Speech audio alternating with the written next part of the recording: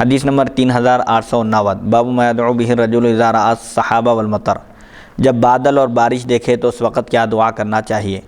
حدثنا ابو بکر بن ابی شیبہ حدثنا یزید بن المقدام بن شریح عن ابیہ المقدام عن ابیہ ان عائشہ اخبرته ان النبی صلی اللہ علیہ وسلم كان اذا راى سحابا مقبلا من افق من الآفاق ترك ما هو فيه وإن كان في صلاته حتى يستقبله فيقول اللهم إنا نعوذ بك من شر ما أرسل به فإن أمطر قال اللهم صيبا نافعا مرتين أو ثلاثة وإن كشفه الله عز وجل ولم يمطر حمد الله على ذلك۔ عائشہ صدیقہ رضی اللہ عنہا نے مقدام رضی اللہ عنہ کو خبر دی کہ نبی کریم صلی اللہ علیہ وسلم جب آفاق کسی افق سے، آسمان کے کسی کنارے سے بادل کو آتا ہوا دیکھتے تو آپ جس کام میں بھی مشغول ہوتے اس کو چھوڑ دیتے، ترک کر دیتے، اگرچہ کہ آپ اپنی نماز میں ہوں۔ یعنی رسول اللہ صلی اللہ علیہ وسلم اگر نفل نماز بھی ادا کر رہے ہوتے ہیں اور بادل نظر آتا آپ کو آسمان کے کسی کنارے سے آتا ہوا، تو آپ بادل کا رخ کرتے،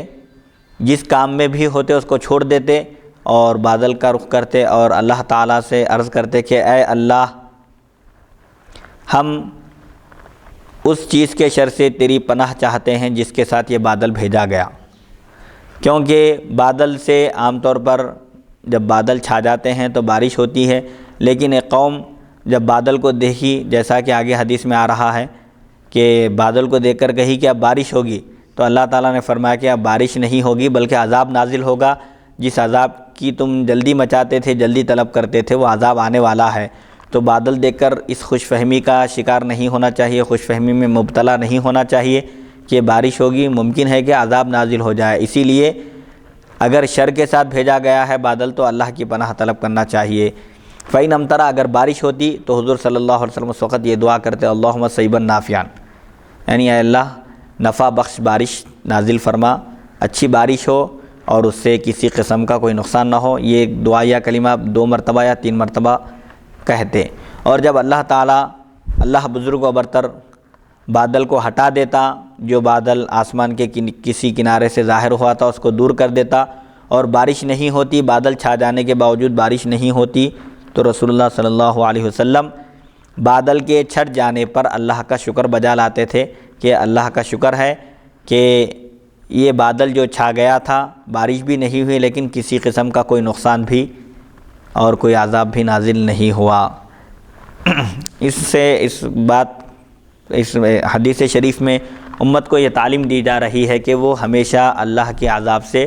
ڈرتے رہیں، خوش فہمی میں مبتلا نہ ہو جائیں۔ کبھی کوئی اچھی چیز ہوتی ہے اسی کے ذریعے انسان کو ہلاک کر دیا جاتا ہے۔ بادل عام طور پر جب بادل چھا جاتے ہیں آسمان پر تو یہ اس بات کی علامت اور نشانی ہوتے ہیں کہ بارش ہونے والی ہے، لیکن کبھی بادل کے ذریعے بھی عذاب نازل کیا جا سکتا ہے۔ اسی لیے کبھی بھی کسی بھی موقع پر بندے کو غافل نہیں رہنا چاہیے، اللہ کا ذکر کرنا چاہیے اور اللہ کی پناہ میں رہنا چاہیے۔ حدیث نمبر 3890 حدثنا ہشام بن عمار حدثنا عبد الحمید بن حبیب بن ابی العشرین حدثنا الاوزاعی اخبرنی نافع ان القاسم بن محمد اخبرہ عن عائشہ ان رسول اللہ صلی اللہ علیہ وسلم کان اذا رأى المطر قال اللہم اجعلہ صیبا ہنیئا۔ قاسم بن محمد نے اوزاعی نافع کو خبر دی کہ عائشہ صدیقہ رضی اللہ عنہا سے روایت کرتے ہوئے کہ رسول اللہ صلی اللہ علیہ وسلم جب بارش دیکھتے یعنی بادل دیکھتے تو آپ کہتے اے اللہ اس کو برسنے والا اور مبارک بنا۔ جب بادل چھا جاتے اور بادل بارش کا پیش خیمہ ہے، مقدمہ ہے، بارش ہونے سے پہلے ٹھنڈی ہوائیں چلتی ہیں، بادل چھا جاتے ہیں، جب آپ دیکھتے تو یہ اللہ تعالیٰ سے عرض کرتے کہ اس کو برسنے والا مبارک بنا، اس بارش کی وجہ سے کسی قسم کا کوئی نقصان نہ ہو، مخلوق کا کھیتیاں وغیرہ تباہ نہ ہو، بلکہ یہ بارش مبارک ثابت ہو اور اچھی برسنے والی ہو۔ حدیث نمبر 3891 حدثنا ابو بکر بن ابی شیبہ حدثنا معاذ بن معاذ عن ابن جریج عن عطاء عن عائشہ قالت كان رسول اللہ صلی اللہ علیہ وسلم اذا رأى مخیلة تلون وجهه وتغیر ودخل وخرج واقبل وادبر فاذا امطرت سری عنه قال فذكرت له عائشة بعض ما رأت منه فقال وما يدريك لعله كما قال قوم هود فلما رأوه عارضا مستقبل اوديتهم قالوا هذا عارض ممطرنا بل هو ما استعجلتم به۔ الآیہ۔ عائشہ صدیقہ رضی اللہ عنہا سے روایت ہے، آپ نے فرمایا رسول اللہ صلی اللہ علیہ وسلم جب کوئی بادل دیکھتے تو آپ کے چہرہ انور کا رنگ بدل جاتا اور آپ کا چہرہ انور متغیر ہو جاتا، اور آپ داخل ہوتے، گھر میں اندر آتے اور باہر جاتے اور آگے پیچھے ہوتے، یعنی رسول اللہ صلی اللہ علیہ وسلم کے چہرہ انور پر بادل دیکھنے کے بعد جو آثار نمودار ہوتے، نمایاں ہوتے، جس کی وجہ سے آپ صلی اللہ علیہ وسلم کبھی گھر میں تشریف لاتے، کبھی گھر سے باہر نکل جاتے اور کبھی آگے بڑھتے، کبھی پیچھے ہٹتے، بادل دیکھ کر آپ کی یہ کیفیت ہوتی تھی۔ پس جب بادل برستا، بارش ہوتی تو آپ صلی اللہ علیہ وسلم سے یہ کیفیت ختم ہو جاتی تھی۔ قالا، راوی نے کہا، ابن عطا نے، کہ حضرت عائشہ صدیقہ رضی اللہ عنہا نے حضور صلی اللہ علیہ وسلم سے اس کیفیت کا ذکر کیا جو انہوں نے رسول اللہ صلی اللہ علیہ وسلم سے جو کیفیت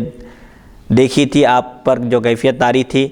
اس کا تذکرہ کیا کہ کیا بات ہے کہ جب بادل چھا جاتا ہے، آسمان پر بادل نظر آتے ہیں تو آپ کے چہرہ انور کا رنگ بدل جاتا ہے اور آپ بے چینی کی کیفیت میں نظر آتے ہیں، بے قرار نظر آتے ہیں۔ تو آپ صلی اللہ علیہ وسلم نے فرمایا، تم کو کیا معلوم ہے، ممکن ہے کہ وہ ایسا ہی ہو جیسا کہ قوم ہود نے کہا تھا۔ ہود علیہ السلام نے جب اللہ کی وحدانیت کی دعوت دی، اللہ کی عبادت کرنے کا حکم دیا اپنی قوم کو اور اللہ کے عذاب سے ڈرایا تو انہوں نے نہیں مانا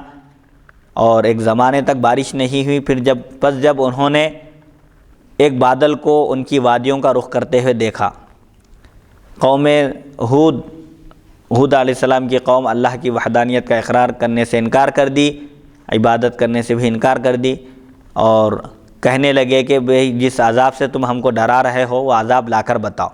بہرحال ایک زمانے تک بارش نہیں ہوئی۔ پھر جب انہوں نے ایک بادل کو ان کی وادیوں کا رخ کرتے ہوئے دیکھا کہ آسمان پر بادل چھا گیا ہے اور ان کے وادیوں کی طرف اس کا رخ ہے، ان کے کھیتیوں کی طرف، تو انہوں نے وہ دیکھ کر کہا یہ ہم پر برسنے والا بادل ہے، اب بارش ہوگی۔ تو اللہ نے فرمایا اس بادل سے بارش ہونے والی نہیں ہے، بلکہ اس بادل کے ذریعے تم پر عذاب نازل کیا جائے گا، بلکہ یہ وہ چیز ہے، یعنی یہ وہ عذاب ہے جس کو تم جلدی طلب کرتے تھے۔ تو بادل ہے، رحمت کی چیز ہے، لیکن اگر اللہ تعالیٰ ناراض ہو جائے کسی قوم سے تو اسی رحمت کی چیز کے ذریعے ان پر